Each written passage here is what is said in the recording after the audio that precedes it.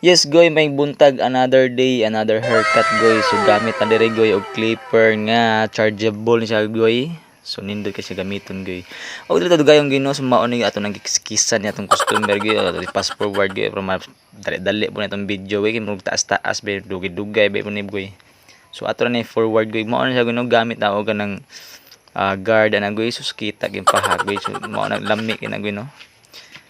So nakalami ana goy kay cordless siya goy nya kanang lami sa gunitan gyud sa unsa nga kanang 360 ba nga formation dagi oh. So mao din ni agi nako guys no. So dili man ta ingon nga master na mo topic guys po, at least gyud kamaon ta guys ba no. So ana man na guys nya mao ni gyud time guys nga gamitan na to og open zero guys.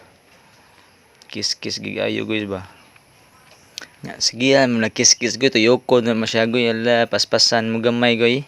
So mao na goy open zero nya niguman goy gamitan og sudlay ug gunting goy para clean goy bagay naa di mo makayan goy naa man gini mo lagbas mga buhok kinagmay goy no. Nya sudlayan atong babaw goy nya i-clean ng kilid goy ana man na goy. Nya balikan degreaser goy para mo tulid di ma-straight gi siya goy ba para mo tulid gi ng buhok. Tulid ang buhok goy bro ana ang kulot goy. Uya bud ani goy no. So mao na gyud no, so ato gipaspasan nang gi-proof ato nang gi-fast forward gyud gamitan to naggabas nga kanang gunting dagoy no para murag munipis po na ang baga ang buhok guys. Nya sige hangin mo na sag trim goy anto nipis gyud nya guman guys. So mao naman guys, so mao na mag-bleed na ta guys para naabot ay linya magagama tag linya sa kilid guys para nindot pud ang formation niya guys sa buhok guys ba.